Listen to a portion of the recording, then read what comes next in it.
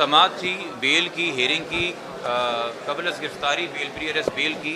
जो business partner हैं शहीद रज़ा अली ख़ान के, मोहम्मद अहमद, उन्होंने दरख्वास्त दायर की थी जिसका मैं 13 तारीख को पता चला। आज उसकी समाअत थी। थोड़ी अजीब बात यह है कि तफ्तीश के मुताबिक अभी तक मोहम्मद अहमद जो हैं वो इस केस में गवाह हैं।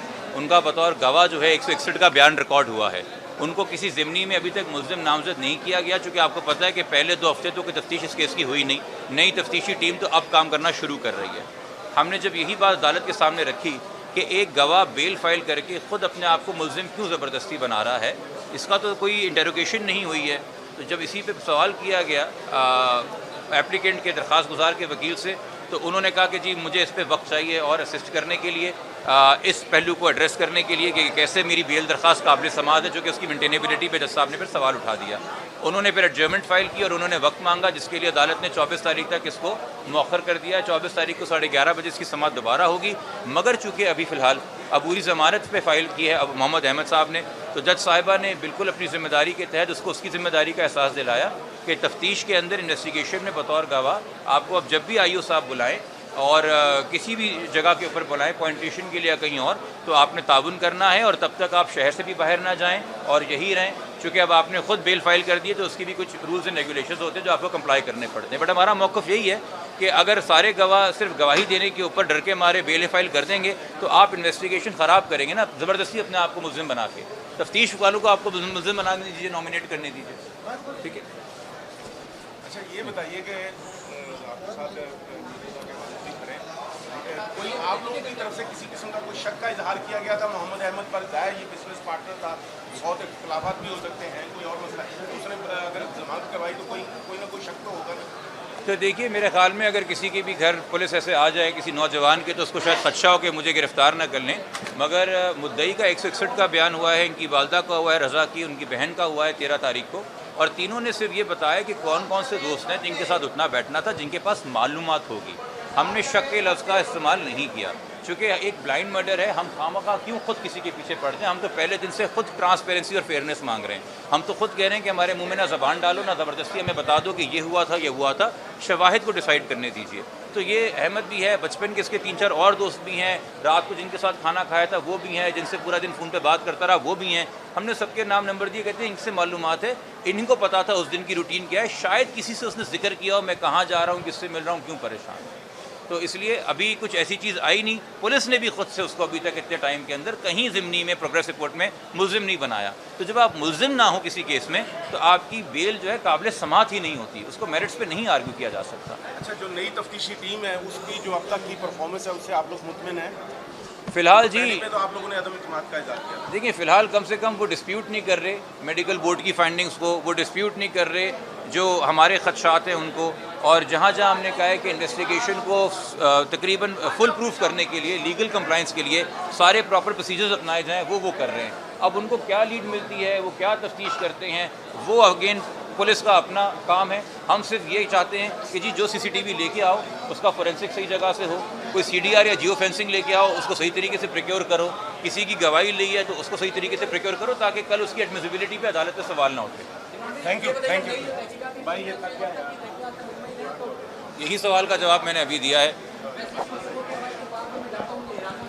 देखिए उनके वकील ने बड़ा वाज़ेह किया है कि 13 अगस्त से पहले मैं रोज़ जाता रहा हूँ। वो ख़ुद मान रहा है कि 13 अगस्त के बाद मैं नहीं आया। इस केस के जो मौजूदा नए आईओ हैं DSP सराजुद्दीन लशारी साहब, उनके सामने उसने ख़ुद अदालत ने माना है मैं एक बार भी पेश नहीं हुआ, जिसमें अदालत ने कहा कि चूँकि नए आईओ हैं इनका फ़र्ज़ है और इनका हक़ भी है आपसे सवाल जवाब करना, तो जब भी आपको बुलाएंगे आपको पेश होना होगा। और बराए मेहरबानी ये 24 तारीख तक जब तक अगली समाअत है कराची से भी बाहर ना जाएँ, ताकि आप पुलिस को अवेलेबल हों। हम सब दोस्तों की खिदमत चाहते हैं, उनका साथ चाहते हैं कि तुम्हारा एक तरीके से कर्ज़ है, जो कुछ जानते हो अपने यादाश्त के घोड़े दौड़ाओ, शायद कुछ याद आ जाए, शायद कोई कातिल का सुराग ढूंढने में मदद मिल जाए।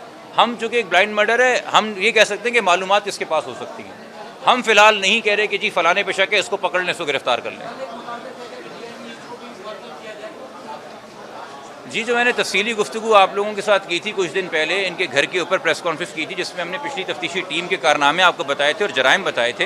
वो सारे काम किन की सरपरस्ती में होते रहे? वो जो लंजार साहब हमारे DIG ईस्ट हैं उनकी सरपरस्ती में होते रहे। आपने पहले दिन क्राइम सीन यूनिट नहीं पहुंचा, 2 दिन बाद पहुंचा।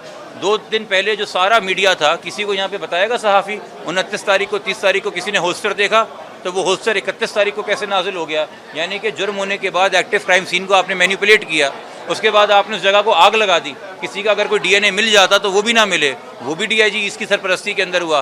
फिर वहाँ पे कहीं खोल टपक पड़ा 6 दिन बाद 7 दिन बाद, और फिर जो बाकी तफ्तीश जिस तरीके डायरेक्शन में जाती रही, तो अगेन ये डीआईजी देखिए, फिरोज़ाबाद थाने का किरदार आपके सामने, गुलिस्तान जौहर का किरदार आपके सामने, शहर फैसल डीएसपी का किरदार आपके सामने।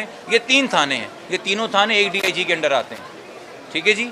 तो जो एसएसपीज़ के ऊपर सुपरवाइजिंग डीआईजी ईस्ट है, वालिद साहब ने कल खुद ये मुतालबा किया है, खुद आपके सामने रखा है। मैं वहाँ मौजूद भी नहीं था, क्योंकि हर आम फहम इंसान को नज़र आ रहा है कि अकाउंटेबिलिटी कहाँ से शुरू होनी चाहिए।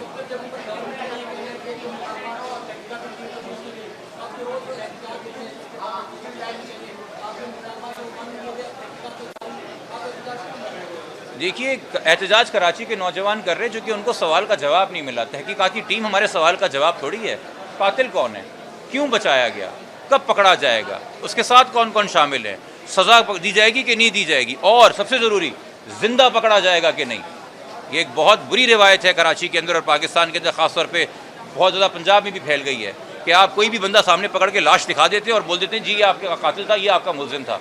हम इस केस के अंदर ऐसी कोई चीज़ बर्दाश्त नहीं करेंगे। इतनी जामे, इतनी बड़ी इन्वेस्टिगेशन टीम बनी है, प्रॉपर से तहकीक कीजिएगा। अगर कातिल मिल जाए तो ताक़ुब करके कानूनी तरीके से उसको अरेस्ट कीजिएगा। हमें कोई डेड बॉडी दिखा के मत बोल दीजिएगा कि जी इनकाउंटर के अंदर मारे गए। और मुझे उम्मीद है कि ये टीम इस जिम्मेदारी को समझेगी और उस बुरी रिवायत को, उस गलत रिवायत को आम नहीं करेगी जिसकी वजह से पुलिस बदनाम होती है। वालदैन का एहतजाज का सिलसिला नहीं है जी, ये कराची के नौजवानों का सिलसिला है। वालदैन सिर्फ उनका शुक्रिया अदा करना चाहते हैं, जो रातों को खड़े में, जो माएँ बहनें बच्चे नौजवान खड़े हुए हैं अपना सारा काम छोड़ के, घर बार छोड़ के। वालदैन का फ़र्ज़ है कि जाके उनका शुक्रिया अदा करें। डे 1 से वो प्रोटेस्ट कर रहे हैं जब वहाँ पे वालदैन नहीं थे। कितने सारे मुजाहरे हुए हैं जहाँ वालदैन मौजूद नहीं थे। तो इसको ये ना समझा जाए, पहले भी वालिद साहब कह चुके प्रेस कॉन्फ्रेंस में, मैंने किसी एहतजाज की कॉल नहीं दी। ये कराची के नौजवानों की दिल की एहसास है, उनके बीच में से था एक रज़ा, उनका अपना था रज़ा, वो रज़ा को अपना समझते हैं, उसको ओनरशिप देते हैं। तो ये कराची के नौजवान अगर एहतजाज कर रहे हैं तो ये कह के नहीं कि जी एहतजाज बंद करो या पिकेट लगाओ या पुलिस को बोलो कि उनके ऊपर लाठी चार्ज करे। नहीं जी, कातिल पकड़ के लाइए और जवाब दीजिए किसकी ईमा पे हुआ और किसकी ईमा पे 14 दिन तक इसको आप सुसाइड डिक्लेयर कर रहे थे और कातिलों को बचा रहे थे। शुक्रिया। वालदैन का एहतजाज का सिलसिला नहीं है जी, ये कराची के नौजवानों का सिलसिला है। वालदैन सिर्फ उनका शुक्रिया अदा करना चाहते हैं, जो रातों को खड़े में, जो माएँ बहनें बच्चे नौजवान खड़े हुए हैं अपना सारा काम छोड़ के, घर बार छोड़ के। वालदैन का फ़र्ज़ है कि जाके उनका शुक्रिया अदा करें।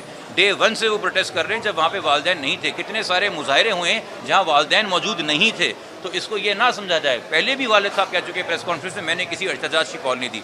ये कराची के नौजवानों की दिल की एहसास है, उनके बीच में से था एक रज़ा, उनका अपना था रज़ा, वो रज़ा को अपना समझते हैं, उसको ओनरशिप देते हैं। तो ये कराची के नौजवान अगर एहतजाज कर रहे हैं तो ये कह के नहीं कि जी एहतजाज बंद करो या पिकेट लगाओ या पुलिस को बोलो कि उनके ऊपर लाठी चार्ज करे। नहीं जी, कातिल पकड़ के लाइए और जवाब दीजिए किसकी ईमा पे हुआ और किसकी ईमा पे 14 दिन तक इसको आप सुसाइड डिक्लेयर कर रहे थे और कातिलों को बचा रहे थे। शुक्रिया।